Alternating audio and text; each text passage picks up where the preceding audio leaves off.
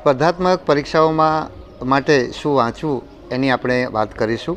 તાજેતરમાં લોકરક્ષકના પરીક્ષા નિયમો આવેલા છે, એટલે લોકરક્ષક માટે તૈયારી કરવા ઈચ્છતા ઉમેદવારોને એના વિશે જાણવાની ઉત્સુકતા હોય સમજી શકાય એમ છે. તો હું એના વિશે પણ આજે વાત કરીશ. પરંતુ આજે આપણે બધી પરીક્ષાઓની વાત કરી રહ્યા છીએ અને એની અંદર શું વાંચવું અને કેવી રીતે વાંચવું અને ખાસ કરીને શું વાંચવું એના વિશે વાત કરીશું. તો સૌથી પહેલાં હું પાઠ્યપુસ્તક વાંચવાની આગ્રહ કરીશ. અને હું પાઠ્યપુસ્તક વાંચવાનો આગ્રહ એટલા માટે કરું છું કે પાઠ્યપુસ્તકો છે એ જુદી જુદી ઉંમરના બાળકો માટે બનાવેલા હોય છે, જેથી કરીને એને બધા વિષયો શીખી શકે, એની સમજ એનામાં વિકસી શકે એવી સરળ ભાષામાં એને બનાવેલા હોય છે. એટલે શાળા કક્ષાએ જે વિદ્યાર્થીઓ ભણે છે અને ભવિષ્યમાં એ લોકો જુદી જુદી વિદ્યાશાખાઓમાં ભણવા જાય, કોઈ એન્જિનિયરિંગમાં જાય, કોઈ મેડિકલમાં જાય, કોઈ વિજ્ઞાન શાખામાં જાય, કોઈ વાણિજ્યમાં જાય, કોઈ આર્ટ્સમાં જાય, તો એના પાયાની અંદર જે બધા વિષયો છે પહેલાં એકવાર ભણાવી દેવામાં આવે અને પછી એ લોકો સ્પેશિયલાઇઝેશનમાં આગળ જુદા જુદા ક્ષેત્રમાં ભણી શકે. વિજ્ઞાનમાં ભણનાર વિદ્યાર્થીની પાસે પણ આર્ટ્સનું અમુક જ્ઞાન હોવું જોઈએ, એન્જિનિયરિંગમાં ભણનારને પણ જીવ વિજ્ઞાનનું જ્ઞાન હોવું જોઈએ અને કેટલું હોવું જોઈએ એની વાત આ પાઠ્યપુસ્તકોના માધ્યમથી બધાને શીખવવામાં આવે છે. એટલે તમારો પાયો બનાવવા માટેનું આ કામ છે. એટલે પાઠ્યપુસ્તકો તમે વાંચ્યા હશે તો પાઠ્યપુસ્તકોની બહારનું પણ જો પૂછાશે તો તમે આ તમારું જે વાંચન કર્યું છે એ વિષયની તમે જે સમજ વિકસાવી છે એના આધારે તમે જવાબ આપી શકશો. બીજું, તમારે પાઠ્યપુસ્તકોની બહાર ઊંચા સ્તરના પુસ્તકો પણ જો વાંચવાના હોય તો એના પાયાની અંદર તમે વાંચેલા પાઠ્યપુસ્તકો બહુ ઉપયોગી થશે. દાખલા તરીકે કોઈ વિજ્ઞાન વિદ્યાશાખામાં ભણે છે અથવા તો તમારી સ્પર્ધાત્મક પરીક્ષાની અંદર વિજ્ઞાનની અંદર અઘરી બાબત પૂછાય છે, તો એના માટે તમારે એક વધારે ઉપરના સ્તરનું પુસ્તક વાંચવું પડે, તો એની અંદર નીચેના સ્તરના વાંચેલા પુસ્તકો, પાઠ્યપુસ્તકો જે છે એ તમને બહુ ઉપયોગી થશે. હવે પાઠ્યપુસ્તકોમાંથી કયા પુસ્તકો વાંચવા? તો આપણી પાસે GCERT અને NCERT બંનેના વિકલ્પ છે. તો GCERTની ગુણવત્તા કરતાં NCERTની ગુણવત્તા પ્રમાણમાં ઘણી સારી છે, તો આપણે NCERTના પુસ્તકો વાંચવા જોઈએ. પણ GCERTના પુસ્તકો વાંચવાથી તમે કારણ કે ગુજરાતી ભાષામાં છે એટલે તમારા માટે વાંચવા એ સહેલા પડે, એટલે GCERTના પુસ્તકો વાંચવાના. GCERTએ પણ NCERTના કેટલાક પુસ્તકોનો અનુવાદ કરેલો છે, એટલે એ પુસ્તકો તમને GCERTમાં ગુજરાતી ભાષાની અંદર NCERTના પુસ્તકો મળી જશે, એટલે એ પણ તમે સહેલાઈથી વાંચી શકશો. બીજું, NCERTના પુસ્તકો છે એ હિન્દીમાં ઉપલબ્ધ છે, એટલે જે લોકો ગુજરાતી માધ્યમમાં ભણેલા છે એ લોકો હિન્દી માધ્યમના NCERTના પુસ્તકો વાંચી શકે. અને તમે જ્યારે હિન્દી વાંચવાનું શરૂ કરશો ત્યારે શરૂઆતમાં તમને હિન્દી વાંચવાનું પણ બહુ ગમશે નહીં. થોડો સમય તમે વાંચશો તો તમે એનાથી પણ ટેવાઈ જશો અને તમે ગુજરાતીની જેમ જ હિન્દી સમજતા થશો. અને હિન્દીમાં વાંચવાનો ફાયદો એ છે, મારી જ વાત કરું તો હું જ્યારે UPSCની પરીક્ષા આપતો હતો ત્યારે અમે NCERTના પુસ્તકો જ વાંચીને પરીક્ષા પાસ કરેલી છે. અને શરૂઆતના સમયમાં પહેલાં મેં અંગ્રેજીમાં વાંચ્યા અને પછી જ્યારે મને ખબર પડી કે આ પુસ્તકો હિન્દીમાં પણ ઉપલબ્ધ છે, તો જ્યારે મેં હિન્દીમાં વાંચવાના શરૂ કર્યા ત્યારે મારા માટે યાદ રાખવું વધારે સહેલું બનેલું, કારણ કે હિન્દી આપણી પરિચિત ભાષા છે, એટલે તમે હિન્દીમાં પુસ્તકો વાંચી શકો. કેટલાક લોકો એમ કહે છે કે અમને NCERTના પુસ્તકો વાંચવાનું અઘરું પડે છે. તો હમણાં મારી પાસે એક તલાટીની પરીક્ષામાં પાસ થયેલા બેન આવેલા અને એમણે એમ કહ્યું કે એમણે NCERTના હિન્દીમાં પુસ્તકો વાંચ્યા અને એમણે એવું કહ્યું કે આ પુસ્તકો વાંચવા એટલા સહેલા પડે છે કે જે સાવ ઓછું ભણેલા લોકો પણ હોય એ વાંચે તો એને સમજાઈ જાય એવા પુસ્તકો છે અને એ વાંચવાની એટલી બધી મજા આવે છે. આ એક તમારા જેવા જ વિદ્યાર્થી બેને વાત કરેલી છે.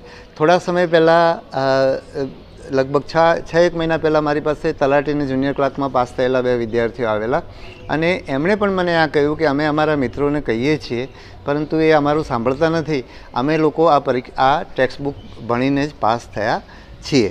પણ મારે ખાસ તો એ કહેવાનું છે કે આ પાઠ્યપુસ્તકોનો તમે પ્રયત્ન કરશો અને કોઈ પણ વિષય તમે જ્યારે શરૂમાં લેશો, મારે તમને એ પણ કહેવું છે કે કોઈ વિષય એવો હશે, કોઈકને વિજ્ઞાન નથી ગમતું, કોઈને ઇતિહાસ નથી ગમતું, કોઈને રાજ્યશાસ્ત્ર નથી ગમતું, તો એ વિષય જ્યારે તમે શરૂઆત કરશો ત્યારે તમને મુશ્કેલી પડશે. પણ જો તમે થોડો પ્રયત્ન કરશો તો પછી તમે એનાથી ટેવાઈ જશો અને કદાચ જે વિષય તમને ગમતો નહોતો એ વિષય તમને ગમવા માંડે એવું બની શકે. એટલે આ રીતે તમે પાઠ્યપુસ્તકો વાંચવાનો પ્રયત્ન કરજો. બીજું શું વાંચવું શું ન વાંચવું એ તમને મારા જેવું કોઈ કહી શકે એવું જરૂરી નથી. હું તો તમને માર્ગદર્શન આપીશ. શું વાંચવું એ તમારે નક્કી કરવું પડશે અને એના માટે તમારી પરીક્ષા સમજવી પડશે, તમારી પરીક્ષાનો અભ્યાસક્રમ સમજવો પડશે અને અભ્યાસક્રમ કરતાં પણ એ પરીક્ષામાં પૂછાયેલા પ્રશ્નપત્રો તમે જોશો, ભૂતકાળમાં પૂછાયેલા પ્રશ્નો જોશો તો તમને ખબર પડશે કે આ પ્રશ્નનો જવાબ તમારે ક્યાંથી શોધવાનો છે, કઈ જગ્યાએથી મળે. એટલે એક બાજુ તમે પ્રશ્નપત્ર જોયા, સાથે સાથે તમે પુસ્તકો જોયા, એમ કરતાં કરતાં તમે તારણ ઉપર આવશો કે મારે આ વિષયની અંદર આ પુસ્તક વાંચવાનું છે. ઘણીવાર એવું પણ બનશે કે એ પુસ્તકમાં પણ બધો ભાગ તમારે વાંચવાની જરૂર નથી, એમાંનો અમુક ભાગ તમારે વાંચવાની જરૂર છે. અને જે લોકો નિબંધલક્ષી પરીક્ષા આપતા હશે એને તો ક્યારેક એક એક ટૉપિક વાઇઝ જુદા જુદા પુસ્તકો પસંદ કરવાના થશે.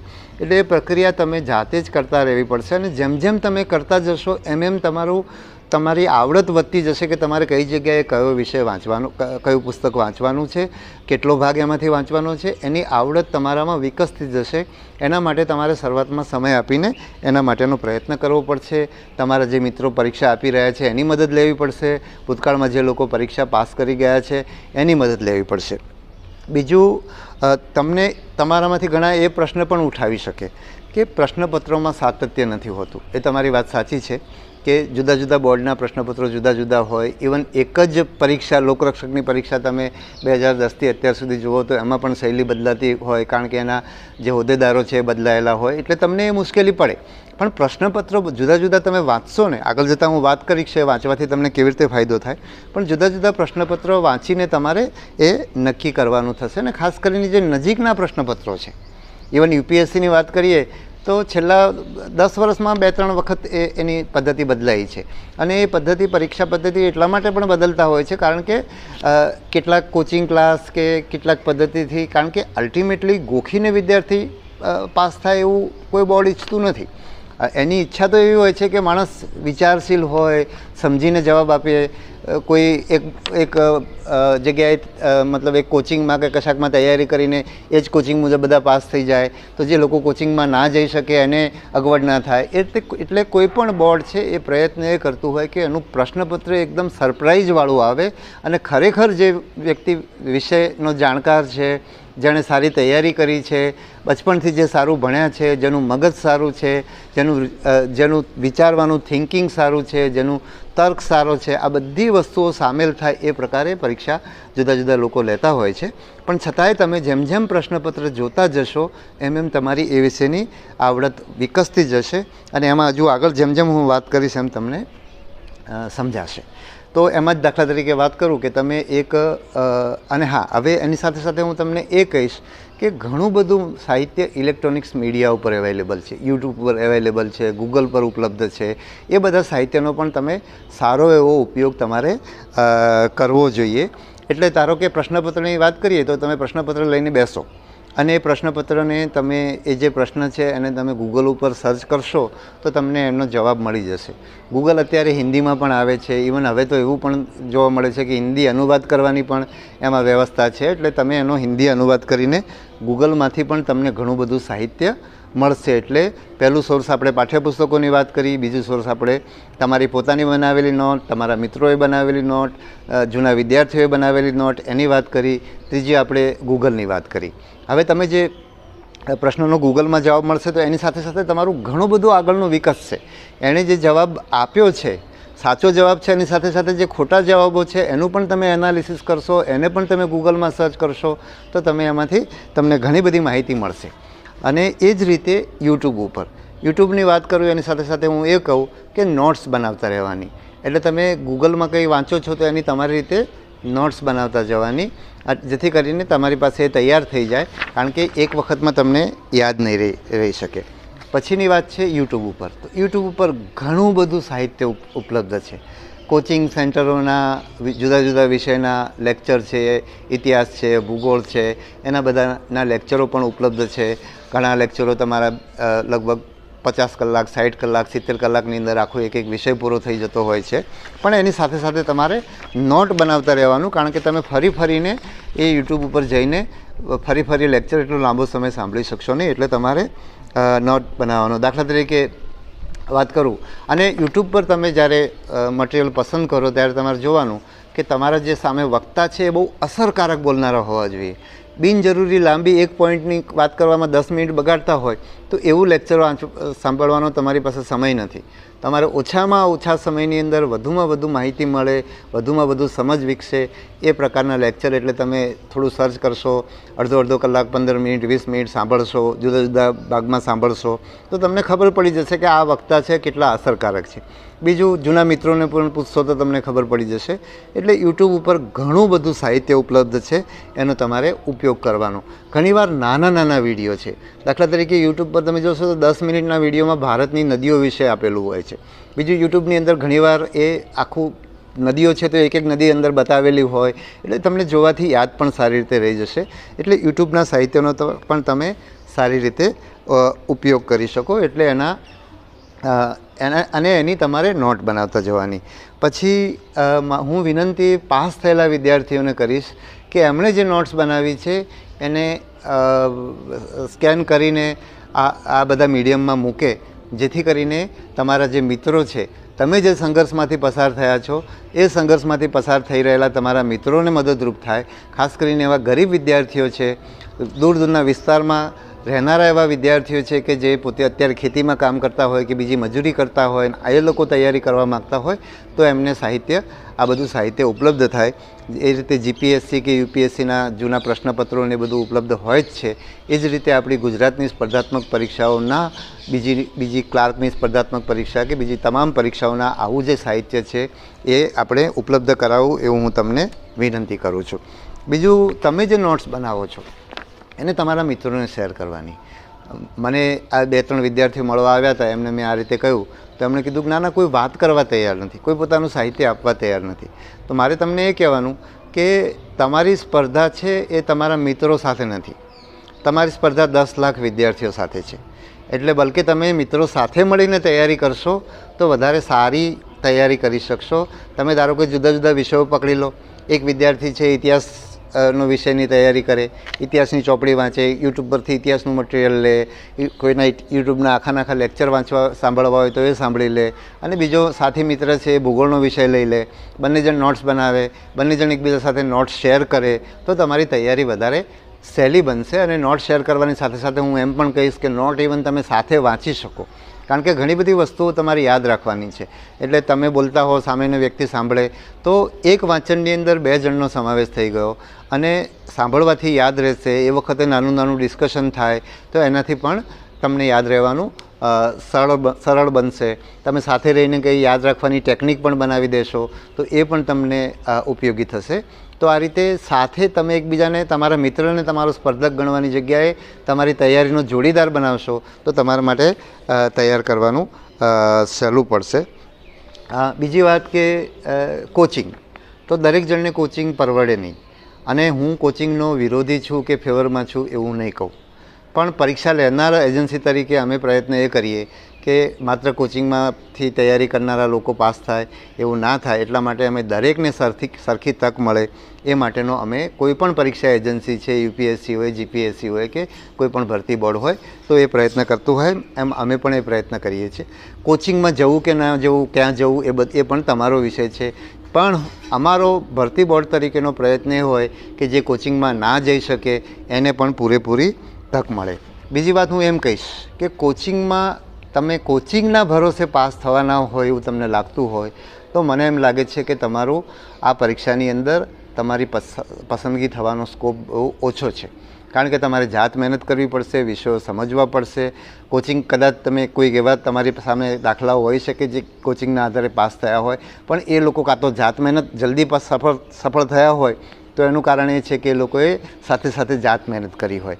અને જો વિલંબ લાગ્યો હોય તો એનો મતલબ છે કે એણે કોચિંગથી એને ઘણો બધો ફાયદો થયો નથી, ખાસ ફાયદો થયો નથી. એટલે એ રીતે તમારે જાત મહેનત તો કરવી જ પડશે. કોચિંગના ભરોસે તમે પાસ ના થઈ શકો. કોચિંગ તમને ઉપયોગી થઈ શકે અથવા ના થઈ શકે એ તમે નક્કી કરો, પરંતુ તમારે જાત મહેનત તો કરવી જ પડશે. બરાબર છે. પછી નોટ્સ બનાવ્યા પછી એક તો નોટ્સ બનાવવામાં બહુ સમય જાય છે. બીજું, તમારે એવું પણ કરી શકો કે તમે જ્યારે વાંચતા હો ત્યારે અમુક સમય એવો હોય કે તમને વાંચવાનું ગમે નહીં, તો વાંચવાનું ના ગમે ત્યારે તમે નોટ્સ બનાવો અને જ્યારે વાંચવાનું ગમે ત્યારે વાંચી લો. જ્યારે વાંચવાનું ગમતું નથી ત્યારે તમે ગમે તેટલી ચોપડી લઈને બેસશો, તમે વાંચી નહીં શકો. તો એ વખતનો સમય છે કે એ વખતે ચોપડીમાંથી વાંચતા જાઓ અથવા કશાક યુટ્યુબમાંથી સાંભળો અને સામે નોટ્સ બનાવતા જાઓ, ગૂગલમાં જુઓ અને સામે નોટ્સ બનાવતા જાઓ. તો આ સમય એવો હતો કે તમારો વાંચવાનો મૂડ નથી, એ વખતે લખવાનું કામ થઈ જશે. એમ કરતાં કરતાં તમારા વિષયો પૂરા થઈ જશે અને પછી તમારી પાસે નોટ ઉપલબ્ધ થઈ જશે, એ તમે નોટ્સ વાંચી શકશો. બીજું, તમે નોટ્સ વાંચતા હો કે ચોપડી વાંચતા હો, તમે પહેલાં વાંચનની અંદર તમને સમય લાગશે, પણ જેમ જેમ તમે પુનરાવર્તન કરતા જશો એમ તમને એ વિષય ઝડપથી પૂરો થશે. એટલે પહેલો વિષય જ્યારે તમે શરૂઆત કરી છે ત્યારે 15 દિવસ લાગશે, બીજી વખતે કદાચ 7 દિવસ લાગે, ત્રીજી વખતે 3 દિવસ લાગે અને છેલ્લે તમે પરીક્ષાની નજીક પહોંચ્યા હશો ત્યારે 1 દિવસની અંદર પણ તમે પુનરાવર્તન કરી શકશો. પણ એમાં નોટ્સ તમને ઉપયોગી થશે. બીજું, તમે જ્યારે નોટ્સ બનાવો ત્યારે બધું જ જો તમે નોટ્સમાં લખશો તો નોટે તમારું ચોપડી બની જશે અને એમાં પણ તમને વાંચવાનો બહુ સમય લાગશે. એટલે નોટ્સમાં ટૂંકામાં ટૂંકું લખવાનું, એકદમ પોઈન્ટ જ લખવાનો, જ્યાં માહિતી જરૂર હોય ત્યાં આખા વાક્યમાં માહિતી આપી હોય કે ફકરામાં માહિતી આપી હોય, તમે અહીંયા એક ફકરાની જગ્યાએ એક વાક્ય લખ્યું હોય, અડધું વાક્ય લખ્યું હોય, એક શબ્દ જ મૂકી દીધો હોય. એટલે એ રીતે તમે નોટ્સ બનાવશો તો નોટ્સ બહુ મોટી નહીં થાય અને તમે એને વાંચી શકશો. એ જ રીતે નોટ્સની અંદર તમે તમારી માહિતી કેવી રીતે ગોઠવો છો એ પણ મહત્ત્વનું છે. દાખલા તરીકે તમારે બધી સાલો યાદ રાખવી છે, તો બધી સાલો તમે એકસાથે લખી હશે તો તમને યાદ રહેશે. કોઈ રાજાનો વંશ છે તો કોઈ રાજ્ય વંશ છે તો એ આખા વંશના બધા નામો સાથે લખ્યા હશે તો તમને યાદ રહી જશે. ભારતના ગવર્નર જનરલ અને વાઇસરોયની વાત કરીએ તો બધા જ નામો સાથે લખેલા હશે તો તમે સહેલાઈથી યાદ રહેશે. બીજું, આવું બધું સાહિત્ય પાછું ઉપલબ્ધ પણ છે. મને અત્યારે યાદ નથી આવતું, આગળ જતાં યાદ આવશે તો હું તમને કહીશ. તો એવી નોટો ઉપલબ્ધ પણ છે. એટલે એ તમે એમાં સીધું પણ એની અંદરથી લઈ શકો. પણ નોટ્સ બનાવવાનું અને તમારે જે યાદ રાખવાનું છે યાદ રાખવું પડશે, ગોખવું પડશે. તમે ઇવન ગોખવા માટે સ્લેટનો પણ ઉપયોગ કરી શકો. બરાબર છે. તો એની એક મેં વાત કરી અને ખાસ કરીને મેં તમે બધા મિત્રો સાથે લખીને તૈયારી કરે. મારી પોતાની વાત કરું, જે નોટ્સ શેર કરવાની વાત કરું, તો હું એન્જિનિયરિંગમાં હતો તો મારી નોટ્સ, અમે 150 વિદ્યાર્થીઓ હતા પણ મારી બનાવેલી નોટ્સ 30 થી 40 વિદ્યાર્થીઓ લઈ જતા હતા અને છતાંય મારો કાયમ માટે એમના કરતાં સ્કોર વધારે આવતો હતો. બરાબર છે. અને મને ક્યારેય એવું નહોતું થતું. ઘણીવાર તો એવું થાય કે પરીક્ષાની આગલી રાત્રે મારી નોટ્સ લોકો લઈ જાય અને હું સવારે ઉઠીને પરીક્ષા આપવા જાઉં, એવું પણ અને મારી નોટ્સ વાંચનારા લોકોએ વાંચ્યું એવું બન્યું છે. એટલે મને હંમેશા એનાથી કંઈ નુકસાન થયું નથી. તો મેં ખાસ કરીને વાંચવાની વાત કરીને આપણે સમરાઇઝ કરી દઈએ. જીસીઆરટીના પુસ્તકો, એનસીઆરટીના પુસ્તકો. હા, સાથે એક વાત મારે સમરાઇઝ કરતાં પહેલાં એક મને નવી સૂજી કે તમે પુસ્તક શોધો. ધારો કે જીસીઆરટીનું 10 વર્ષ પહેલાંનું પુસ્તક છે એ પણ સારું હોઈ શકે. એનસીઆરટીની જૂની ચોપડીઓ પણ ઘણી સારી છે. અત્યારે એનસીઆરટીમાં બધું ટુકડે આવી રહ્યું છે. એ વખતમાં અમે જ્યારે વાંચતા હતા, ઇતિહાસની વાત કરું તો પ્રાચીન ભારત, મધ્યકાલીન ભારત અને અર્વાચીન ભારત એવા 3 પુસ્તકોની અંદર આખો ઇતિહાસ આવી જતો હતો. તો ક્યાંક જૂના પુસ્તકો પણ એ જ રીતે ગુજરાત પાઠ્યપુસ્તક મંડળના જૂના પુસ્તકો પણ તમને ઉપયોગી થશે. હું 91માં પરીક્ષા આપતો હતો એ વખતે હું એનસીઆરટીના પુસ્તકો વાંચતો હતો. સાથે સાથે 1975માં એક ગુજરાત પાઠ્યપુસ્તક મંડળની એક સફેદ કલરની ચોપડી હતી જેમાં લગભગ 200 પાનાની અંદર કે કદાચ 150 થી 250 પાનાની અંદર ગુજરાતનો ઇતિહાસ, જેમ એનસીઆરટીના 3 પુસ્તકોમાં આવે છે એમ આખો સળંગ ઇતિહાસ એ 1975ના પાઠ્યપુસ્તકમાં હતો. એટલે જૂના પાઠ્યપુસ્તકો પણ તમને એ રીતે ઉપયોગી થશે. તો હું હવે એને આખું જે અત્યાર સુધીની વાત કરી એને ટૂંકમાં કહું તો સૌથી પહેલાં પાઠ્યપુસ્તકો વાંચવા, ગુજરાતી વિદ્યાર્થીઓ માટે જીસીઆરટીના પાઠ્યપુસ્તકો વાંચવા, ગુજરાત પાઠ્યપુસ્તક મંડળના પાઠ્યપુસ્તકો વાંચવા, જૂના પાઠ્યપુસ્તક મંડળના જૂના પુસ્તકો હોય એ પણ તમારે બધા વાંચવા જરૂર નથી, પણ તમને ઉપયોગી હોય એ વાંચવું. એનસીઆરટીના પુસ્તકો તમે હિન્દીમાં વાંચી શકો, એનસીઆરટીના જૂના પુસ્તકો પણ તમે વાંચી શકો. પછી બધી આખી ચોપડી વાંચવાની જગ્યાએ તમારે એનો અમુક ભાગ વાંચવો અને એનું નક્કી તમે તમારા પ્રશ્નપત્રોના આધારે કરશો. પછી તમારી જે પરીક્ષા છે એ સિવાયની પરીક્ષાના પ્રશ્નપત્રો પણ જો તમે કરશો તો તમને એના આધારે પણ તમારું નોલેજ વધશે. અને એ પ્રશ્નપત્ર કરો, એનો જવાબ ના મળે તો ગૂગલમાં શોધી લો, એના આધારે નોટ્સ બનાવો. તો આ પણ એક મહત્ત્વનો પોઈન્ટ હતો. ગૂગલના સાહિત્યનો ખૂબ બધો ઉપયોગ કરવો, યુટ્યુબના સાહિત્યનો ખૂબ બધો ઉપયોગ કરવો અને એમાંથી નોટ્સ બનાવી, જૂના વિદ્યાર્થીઓની નોટ્સનો ઉપયોગ કરવો, તમારે નોટ્સ બનાવવી અને બીજા મિત્રો સાથે શેર કરવી. તો આ બધી જ વાત મેં અહીંયા ટૂંકમાં તમને સમરાઇઝ કરી છે. હવે આપણે લોકરક્ષકના તાજેતરમાં આવેલા પરીક્ષા નિયમો વિશે વાત કરીશું. તો આ પરીક્ષા નિયમો વિશે જુદા જુદા લોકોના જુદા જુદા મત સાંભળવા મળે છે. કોઈ એમ કહેશે કે આ જે દોડના માર્ક્સ કાઢી નાખે એ બહુ સારું થયું. કોઈ એમ કહેશે કે નહીં, દોડના માર્ક્સ કાઢવાથી તો અમને નુકસાન થશે. કોઈ કહેશે કે આ વિષય આવવાના કારણે આ વિદ્યાર્થીને મુશ્કેલી પડશે. કોઈ કહેશે કે આ વિષય આવે બહુ સારું થયું. તો આવા જુદા જુદા મત હોઈ શકે. પણ આપણે યાદ એ રાખવાનું છે કે જીવનમાં આપણને આપણી ઈચ્છીએ એવું બધું નથી મળતું. કેટલીક વસ્તુઓ આપણને ગમે એવી હોય, કેટલીક વસ્તુઓ આપણને ના ગમે એવી હોય. પણ સફળ એ લોકો થતા હોય છે કે જે પણ મળે છે એમાં પોતાનો રસ્તો કાઢી લે. પરીક્ષાની પણ વાત કરીએ તો પરીક્ષાના પ્રશ્નપત્રમાં પણ આપણે આપણી અપેક્ષા મુજબનું આપણને ગમે એવું આવતું નથી. કેટલીક વસ્તુઓ આપણને ગમે એવી હોય, કેટલીક વસ્તુઓ આપણને ન ગમે એવી હોય, કેટલીક બાબતો આપણને આવડતી હોય, કેટલીક બાબતો આપણને ના આવડતી હોય, કેટલીક બાબતો જે જ પ્રશ્ન મને સહેલો લાગે એ પ્રશ્ન બીજાને અઘરો લાગે એવું બની શકે.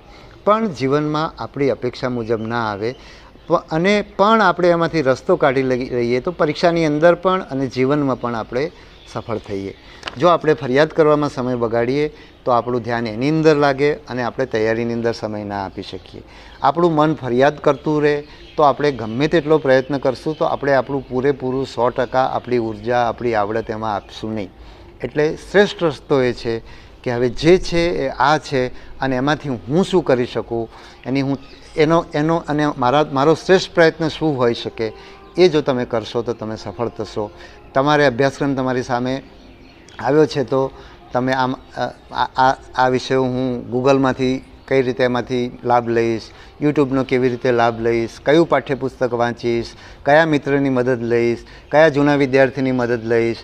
તો એ રીતે તમે પ્રયત્નો ચાલુ કરવા માંડશો તો તમારી ઉર્જા એની અંદર ઇન્વેસ્ટ થવા માંડશે અને જેમ જેમ તમે આ કરતા જશો એમ એમ તમારી હકારાત્મકતા પણ વધશે, તમારો આત્મવિશ્વાસ પણ વધશે અને તમે સફળતાની નજીક પહોંચતા જશો.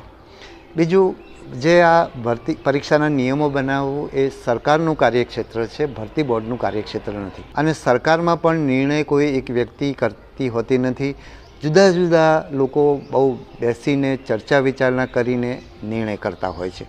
એટલે એ નિર્ણય પણ સૌના લાભ માટે જ હોય એ રીતે વિચારીને કરવામાં આવ્યું હોય. બીજું, સરકાર જે નિયમો બનાવે છે તો કોઈ પણ એક ભરતી માટે, કોઈ પણ એક જગ્યા માટે એને કયા પ્રકારના લોકોની જરૂર છે, કેવી આવડતવાળા લોકોની જરૂર છે, એ લોકોમાં કઈ સ્કિલ હોવી જોઈએ, કઈ નોલેજ હોવું જોઈએ, એ બધાનો વિચાર કરીને સરકાર નિયમો બનાવતી હોય છે.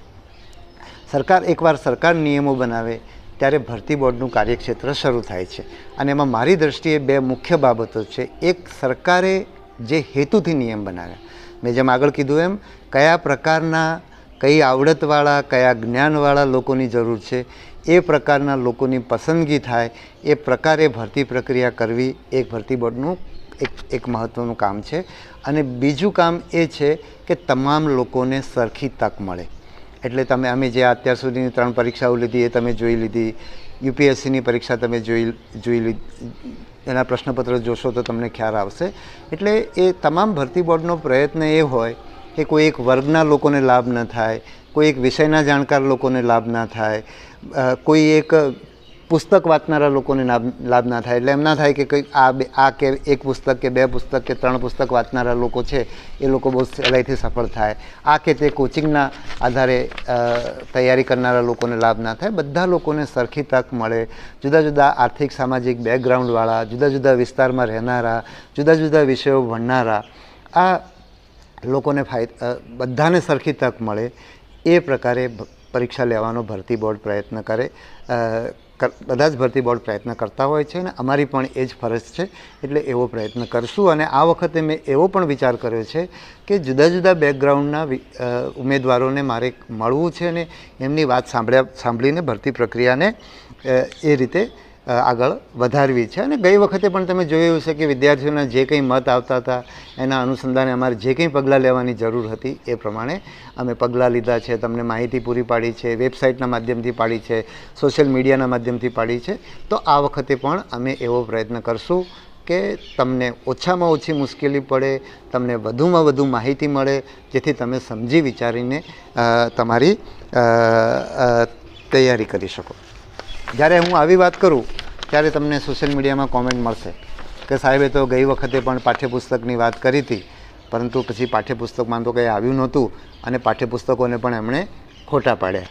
તો તમારી જાણ માટે કે જે પણ લોકો આવી કોમેન્ટ કરતા હોય, બધાના પોતપોતાના ઈરાદા હોય, પોતપોતાના કારણો હોય, કોઈની નિષ્ફળતાની નિરાશા હોય, કોઈક તમને કોઈ જગ્યા તરફ ડાયવર્ટ કરવા માગતું હોય, તમે આમ કરી દેશો તમને ફાયદો થશે, બરાબર છે. કોઈક એમ કહેતું હોય કે સાહેબ જે વાત કરે છે તો પાઠ્યપુસ્તકની જગ્યાએ તમે ફલાણી ચોપડી ખરીદી લો કે ફલાણા કોચિંગમાં જાઓ, એ કંઈ જુદા જુદા ઈરાદે એ બધી વાત થતી હોય અને બધાને એ વાત કરવાનો અધિકાર છે, નિર્ણય કરવાનો અધિકાર તમારી પાસે છે. એટલે તમે સમજી વિચારીને નિર્ણય કરજો.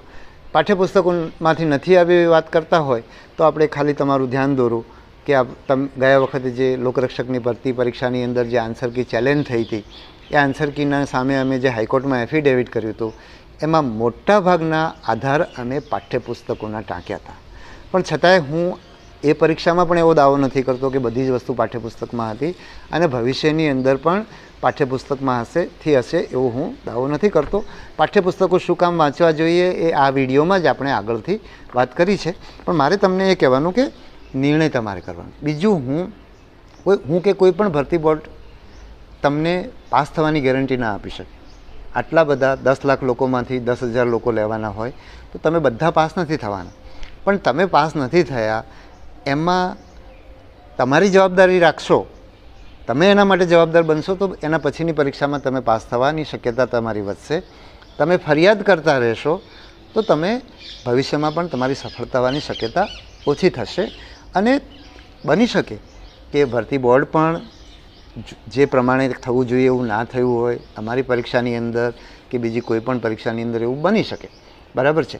એટલે પણ તમારો પ્રયત્ન છે, તમારું શ્રેષ્ઠ આપવાનો પ્રયત્ન કરજો. કોઈની વાતમાં વળવાની જગ્યાએ તમે જે કંઈ માહિતી મળે છે એને તમે પ્રોસેસ કરો અને તમે જાતે નિર્ણય કરો તો તમને લાભ થશે. તો આ રીતે તમે મને લાગે છે કે તાજેતરના જે નિયમો છે એના અનુસંધાને જે મારે વાત કરવાની હતી એ મેં તમને કરી છે. અને તમે કોઈ ગભરાટ, બની શકે નવા નિયમો આવ્યા હોય, તમારી અપેક્ષાથી જુદા હોય, તમને શરૂઆતમાં ગભરાટ થાય અને કોઈ પણને થાય. અને ખાસ કરીને તમે વિદ્યાર્થી અવસ્થા છે, તમે અમારા જેટલા સારા નરસા અનુભવો તમને થયા ના હોય એટલે તમને ગભરાટ થાય એ સમજી શકાય છે. પણ કોઈ પણ વસ્તુ, કોઈ પણ નિર્ણય ગભરાટમાં કરવાની જગ્યાએ, બરાબર છે, કે હવે તો કોચિંગ વિના પાસ થવાશે જ નહીં, બરાબર છે, એવું વિચારવાની જગ્યાએ, બરાબર, થોડું સમજી વિચારીને તમે નિર્ણય કરશો તો તમને ફાયદો થશે, બરાબર. તો તમારે કોચિંગ કરવું ના કરવું, કયા વિષયનું કરવું, કેટલું કરવું, એ બધો નિર્ણય તમારે જાતે કરવાનો છે. મેં કહ્યું કે, એટલે હું કહું છું, ભરતી બોર્ડ વતીથી કહું છું કે અમે લોકો સૌને સમાન તક મળે એ રીતે ભરતી કરવાનો પ્રયત્ન કરશું. ગભરાયા વિના તમે તૈયારી કરો, તમે ચોક્કસ સફળ થશો. તમારી માહિતીના આધારે તમારા જે કંઈ મનમાં પ્રશ્ન હશે એ પ્રશ્નનો અમે જુદી જુદી માધ્યમથી જવાબ આપશું. દરેક વિદ્યાર્થીને કદાચ મળવાનો અમને સમય ના હોય, પણ ઘણા બધા વિદ્યાર્થીઓને મારે મળવાની ઈચ્છા છે. હું એનો રસ્તો પણ કઈ રીતે કરવું એ જોઈ લઈશું.